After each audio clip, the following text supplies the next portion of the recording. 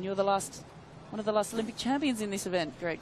Great Britain reigning Olympic champions in this event from way back in 1992. Thanks for name dropping that one for me. A very happy day, 25 years ago. But it's all about these crews today. Just see at the finish line the crews from previous race, the PR3 rowing off, and now we go up to the start for the Cox Pairs final. Most of these crews won't have raced this season. There's not a lot of events for Cox Pairs. There was one at Lucerne where the Germans and Spanish, we'll talk you through them, did contest it. Only 2 or 3 crews in that event. But, well, Vincenzo Abignali, he's come back after the 2 years he had out for the sport, missed the Olympics because of that 3 missed doping tests. There's the Germans. Johannes Wiesen, the 21-year-old Cox, out of sight in the bows. Malte Grossmann and Finn Schröder. The heat winners, Tim Clark closest to you and furthest away. Tom Ford, 24 years of age, coxed by the 19-year-old or 23-year-old Harry Brightmore. Australia, they won the other heat, the massive bulk of Angus Widdicombe, the 23-year-old in the stroke seat. Darcy Rook behind him in the bows, coxed by James Rook. The 2 Hungarians, more familiar faces in the pair without Coxon, Adrian Juhas and Junior Bella Simon.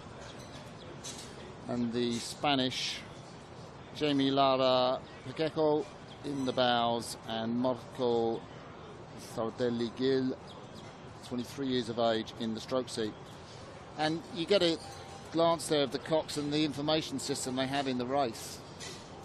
Yeah, it's good. I guess most people won't be used to seeing Cox Pairs necessarily, but you can see the Cox actually lies down inside the hull of the boat. We call it bow loaded, with the head just propped out up like that. You caught a glimpse earlier of that stroke coach system, which feeds back information, which the Cox then shares with the crew. I'll tell you what's going to be interesting in this is just to compare the time of these guys to the men's singles. As we have all the crews away in the start now. Good start there from the Australians in the middle of the course, in lane 4. Certainly one of the favourites, along with the British crew, I think, in the middle. Yeah, and these guys aren't the fastest rowers in each of their teams. Generally, the Cox pair is seen as a development boat, and why I say compare it to the men's singles is normally the 2 were very equivalent. So the fastest singles time was Tom Barris in 6:49. Let's see how close the British Cox pair, who will have trained with Barris in training camp, get to him. You can see the Australians on screen there, Angus Widdicombe and Darcy Ruck. James Rook, the coxswain, in the front of the boat. Yeah, the 2 Brits there closest to you. Tim Clark from Leander Club, that's a well-established rowing club in Henley, and Tom Ford also from Leander Club through their development system. And there's a look of Tomas Guado Diaz, the 25-year-old Spanish Cox. It's interesting, we were talking with Mark Prader, the Aussie coach of this Australian Cox pair, and he said there isn't a Cox pair in Australia for them to practice in. I was gobsmacked by that. Yeah, that's right. I think it's only their 2nd or 3rd row, actually, in the Cox pair. And these 2 men, Darcy and Angus from Victoria, Darcy from Queensland, James also from Victoria, the coxswain. They were actually in the under-23 men's 8 for Australia last year. They're now based in the National Training Centre in Canberra. They raced in the men's 8, I think, at the first World Cup that they did, and then there's been a lot of chopping and changing amongst all of the Australian crews, and now find themselves effectively as the spares to the 4 and the 8. Well, we have compared this boat to the single. A lot can happen in a Cox Pairs race, but this is a very strong start from Australia. They will now be feeling the pain. They're going to have to carry that the rest of the way down the course. Interesting to see if the rest of the field can now check them at this distance of a bit of clear water. The British lying in 2nd, perhaps with a more sustainable pace, whether they'll be able to get back on terms and challenge for the gold medal on a Cox pair, because it has a momentum of its own. Yeah, I think if ever a boat type was made for these 2 men, I mean, they were in the Cox's 4 back in Lucerne, finished 11th, 4th place in the men's 8 in Poznan, 8th place in the under-23 8 in Poznan. So this is new territory, it's medal territory for them, and it looks like they found the boat type of their dreams. 2 big men, and they've really been coached well by Mark Prater to get every ounce of their physique into moving the boat in the best way. And I think it's interesting to see the German crew now pushing back on the British, looking to get into these medal positions, the Hungarians as well. So we're going to be in a real race for the podium, as well as the Australians out in front. Yeah, we'll take a look at the Germans. I'll tell you what, if they've looked at the Hungarians' form, they will be worried, because I've seen the Hungarians go absolutely mad on their sprint in the last 250 metres. And these Germans, they're hurting. Finn Schroeder in the stroke seat, you can see. And I thought maybe the gap was starting to close up to the Aussies. Maybe they were getting a little bit tired, but they are still the fastest moving boat on the course. So I don't think there's any risk of them being caught now, as they're starting to come down towards the end, still with a very big gap.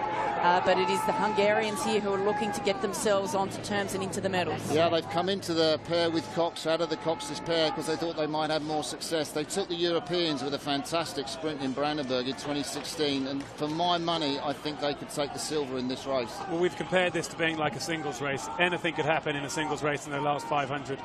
The Australians are looking good. The medal positions are still very much to be fought out here. And I think anything could happen. As you say, Martin, the Hungarians powering it on, looking strong at this point. Yeah, for me, the Germans over on the far side, they're starting to throw up a little bit of water. They're starting to look a bit fatigued. Looks like the momentum might be with the Hungarians here, looking to get themselves into silver, I think is a good shout, Martin. Yeah, that's Junior Bellosimon, the 29-year-old in the stroke seat. We saw a shot of him, nice, cool, relaxed. Adrian Juhas, 27 years of age, in the bows. The British hanging on there. Impressive performance, impressive answer to that Hungarian surge. There's still plenty to go there. They're only just coming to the red buoys now. There's still 250 metres. That's probably 30 strokes in a Cox pair. So there's still a lot to happen. When would you go? Would you go now, Greg, if you're the Hungarians? You've got to go now. You've got to go now. We've got to see these rates coming up. The Hungarians over 40 or up to 40. We've seen the impact that's had. The British have faded, and the response has come from the Germans. The Australians now are going to be hurting. Oh, and they're not going to win, are they? The Hungarians could win this. 15 strokes to go, and the Hungarians moving very fast back on the Australians. They could win this. This could be like the Europeans in 2016 all over They're again. Going to do There's it. There's enough still time. 10 the strokes Hungarians to go. The Hungarians with a massive move. Oh my God, that is sensational. What a sprint finish. We knew they had it in the bag. But Adrian Juhas and Junior Bellosimon are going to take the world title in Cox the Hungarians, half a leg coming into the line. I'm sorry, Sarah, we're getting excited. The Australians have been rowed through. It's a win for Hungary, ahead of Australia taking the silver and Germany with the bronze. Wow. Oh my God, that's the second time I've seen that sprint. 6:54, just a couple of seconds slower than the first semi-final of the men's single sculls. That shows you the standard, but, you know, we won't see us finish the like of that at this regatta. Wow, and the poor Aussies, they had a good lead in that middle section of the race. They were so dominant throughout most of the race, and they were the fastest moving boat on the course, but it's the last 250. You called it, Greg. You said anything can happen, the turn of speed in these smaller boats. Well, the Cox pair particularly.